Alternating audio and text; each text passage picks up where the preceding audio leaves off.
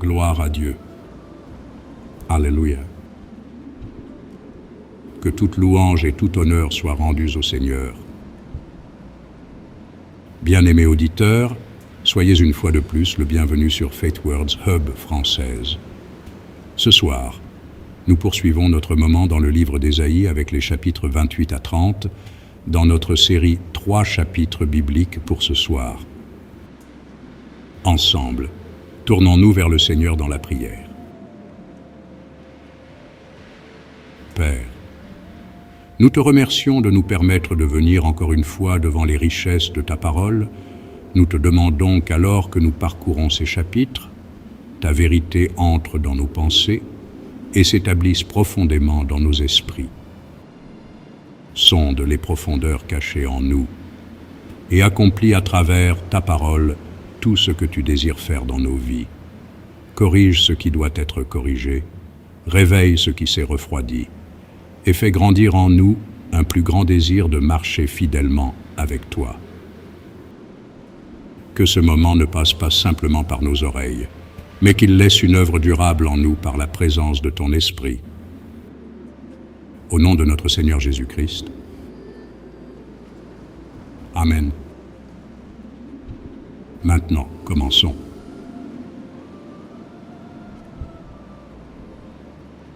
Ésaïe chapitre 28. Ésaïe 28, versets 1 à 4. Malheur à la couronne superbe des ivrognes d'Éphraïm, à la fleur fanée qui fait l'éclat de sa parure, sur la cime de la fertile vallée de ceux qui s'enivrent. Voici venir, de la part du Seigneur, un homme fort et puissant, comme un orage de grêle, un ouragan destructeur, comme une tempête qui précipite des torrents d'eau, il la fait tomber en terre avec violence. Elle sera foulée aux pieds, la couronne superbe des ivrognes d'Éphraïm, et la fleur fanée qui fait l'éclat de sa parure, sur la cime de la fertile vallée, sera comme une figue hâtive qu'on aperçoit avant la récolte, et qui, à peine dans la main, est aussitôt avalée.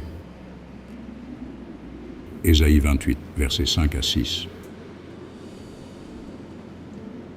En ce jour, l'Éternel des armées sera une couronne éclatante et une parure magnifique pour le reste de son peuple. Un esprit de justice pour celui qui est assis au siège de la justice, et une force pour ceux qui repoussent l'ennemi jusqu'à ses portes. Ésaïe 28, versets 7 à 8. Mais eux aussi, ils chancellent dans le vin, et les boissons fortes leur donnent des vertiges. Sacrificateurs et prophètes chancellent dans les boissons fortes. Ils sont absorbés par le vin. Ils ont des vertiges à cause des boissons fortes. Ils chancellent en prophétisant. Ils vacillent en rendant la justice. Toutes les tables sont pleines de vomissements, d'ordures. Il n'y a plus de place. Ésaïe 28, versets 9 à 13. À qui veut-on enseigner la sagesse? À qui veut-on donner des leçons? Est-ce à des enfants qui viennent d'être sevrés, qui viennent de quitter la mamelle?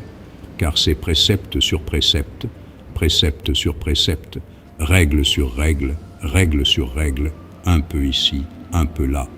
Eh bien, c'est par des hommes aux lèvres balbutiantes et au langage barbare que l'Éternel parlera à ce peuple. Il lui disait, « Voici le repos. Laissez reposer celui qui est fatigué, voici le lieu du repos. » Mais ils n'ont point voulu écouter. Et pour eux, la parole de l'Éternel sera précepte sur précepte, précepte sur précepte, règle sur règle, règle sur règle, un peu ici, un peu là, afin qu'en marchant ils tombent à la renverse et se brisent, afin qu'ils soient enlacés et pris. Ésaïe 28, versets 14 à 15.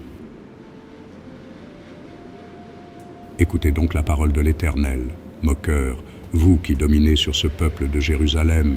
Vous dites, nous avons fait une alliance avec la mort, nous avons fait un pacte avec le séjour des morts. Quand le fléau débordé passera, il ne nous atteindra pas, car nous avons la fausseté pour refuge et le mensonge pour abri. Ésaïe 28, versets 16 à 19.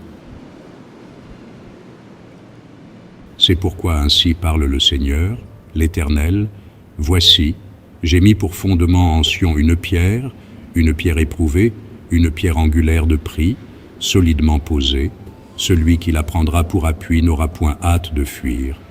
Je ferai de la droiture une règle, et de la justice un niveau, et la grêle emportera le refuge de la fausseté, et les eaux inonderont l'abri du mensonge. Votre alliance avec la mort sera détruite, votre pacte avec le séjour des morts ne subsistera pas. Quand le fléau débordé passera, vous serez par lui foulés aux pieds. Chaque fois qu'il passera, il vous saisira, car il passera tous les matins, le jour et la nuit, et son bruit seul donnera l'épouvante. Ésaïe 28, versets 20 à 22. Le lit sera trop court pour s'y étendre, et la couverture trop étroite pour s'en envelopper, car l'Éternel se lèvera comme à la montagne de Pératsim. Il s'irritera comme dans la vallée de Gabaon, pour faire son œuvre étrange, pour exécuter son travail inouï.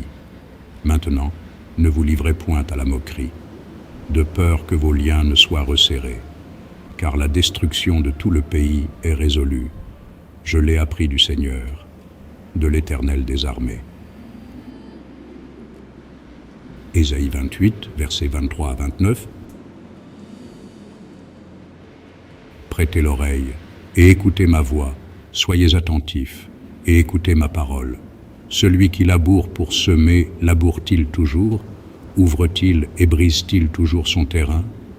N'est-ce pas après en avoir aplani la surface qu'il répand de la nielle et sème du cumin, qu'il met le froment par rangées, l'orge à une place marquée et l'épeautre sur les bords? Son Dieu lui a enseigné la marche à suivre, il lui a donné ses instructions. On ne foule pas la nielle avec le traîneau, et la roue du chariot ne passe pas sur le cumin, mais on bat la nielle avec le bâton, et le cumin avec la verge. On bat le blé, mais on ne le bat pas toujours. On y pousse la roue du chariot et les chevaux, mais on ne l'écrase pas. Cela aussi vient de l'Éternel des armées. Admirable est son conseil, et grande est sa sagesse.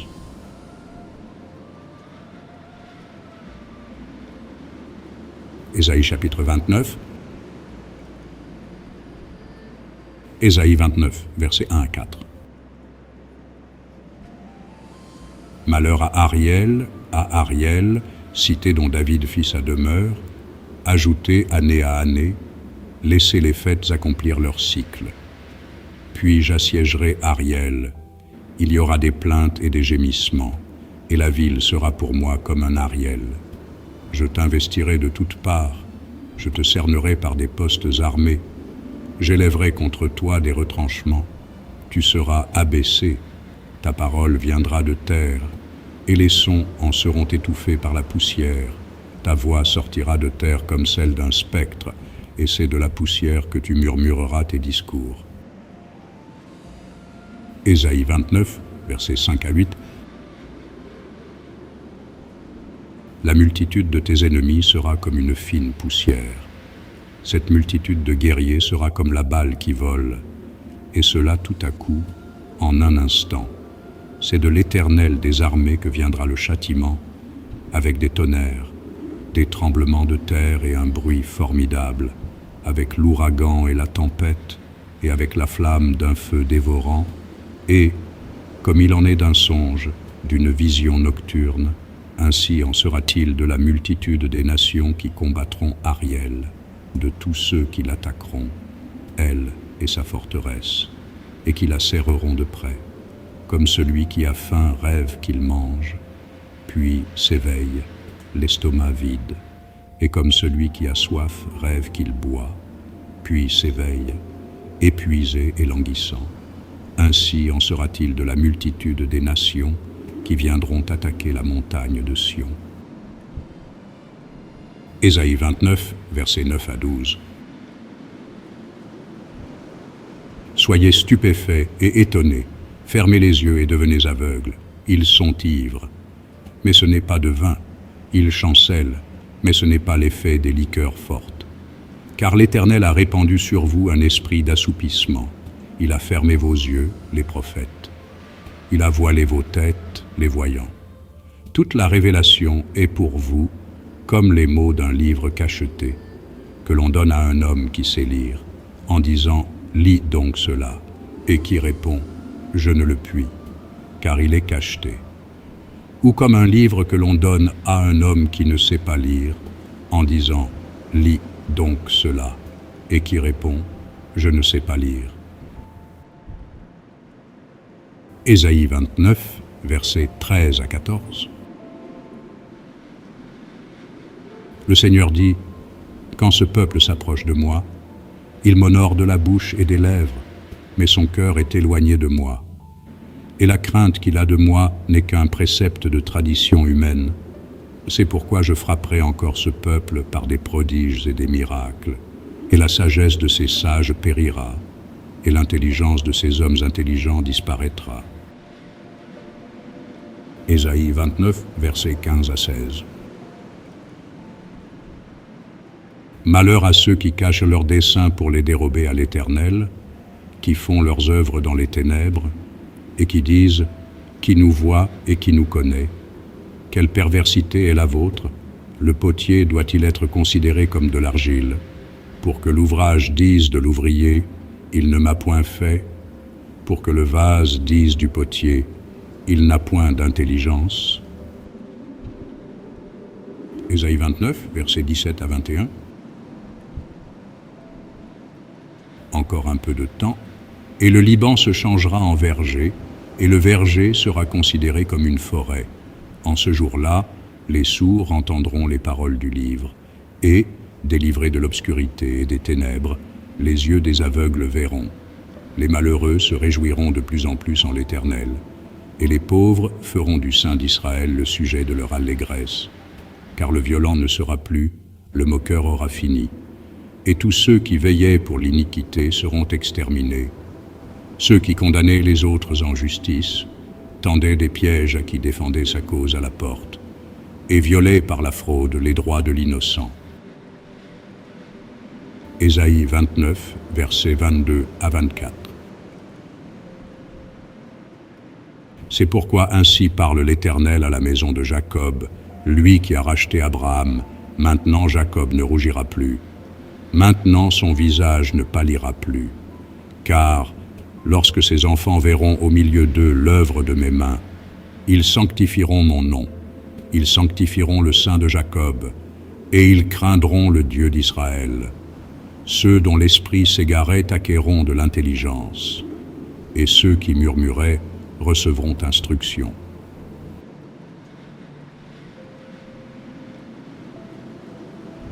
Ésaïe chapitre 30.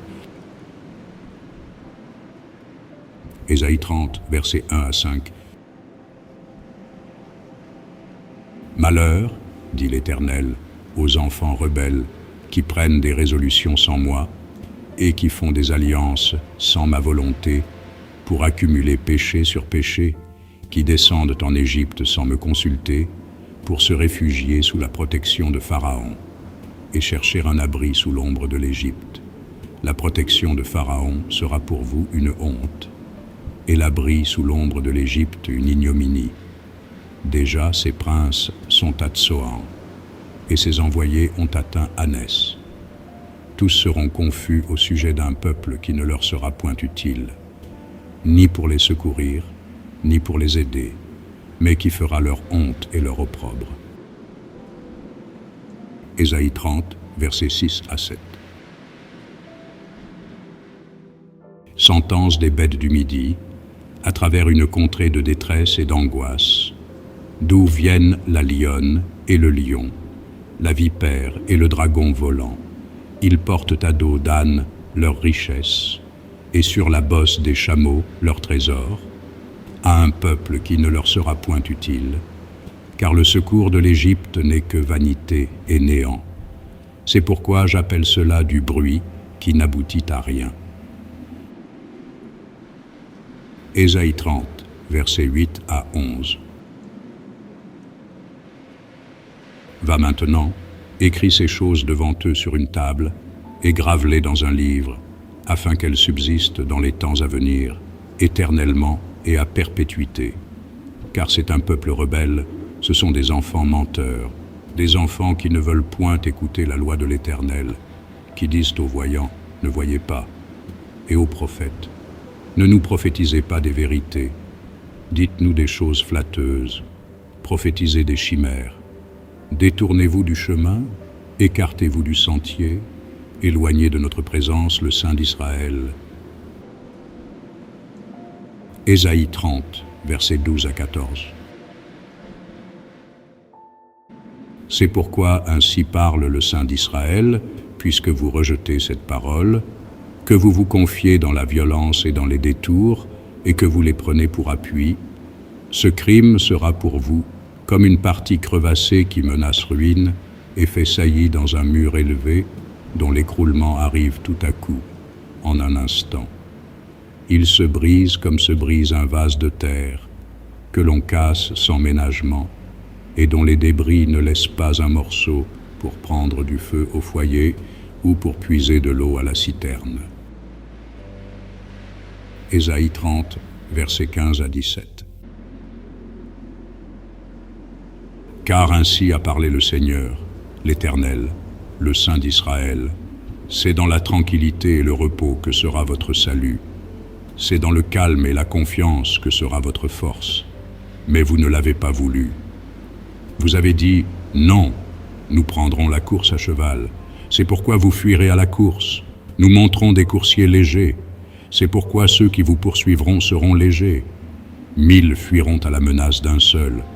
Et, à la menace de 5, vous fuirez jusqu'à ce que vous restiez comme un signal au sommet de la montagne, comme un étendard sur la colline. Ésaïe 30, versets 18 à 21.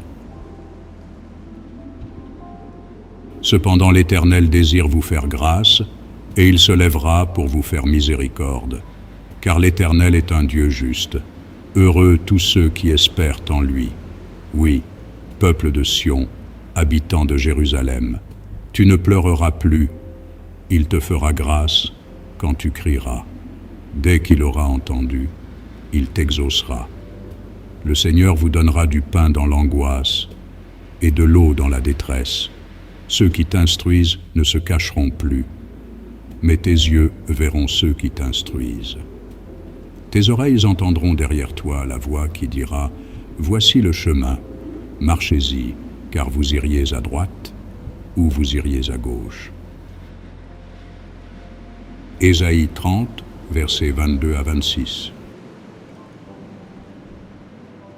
Vous tiendrez pour souiller l'argent qui recouvre vos idoles, et l'or dont elles sont revêtues. Tu en disperseras les débris comme une impureté. Hors d'ici, leur diras-tu. Alors il répandra la pluie sur la semence que tu auras mise en terre. Et le pain que produira la terre sera savoureux et nourrissant. En ce même temps, tes troupeaux paîtront dans de vastes pâturages. Les bœufs et les ânes, qui labourent la terre, mangeront un fourrage salé, qu'on aura vanné avec la pelle et le vanne.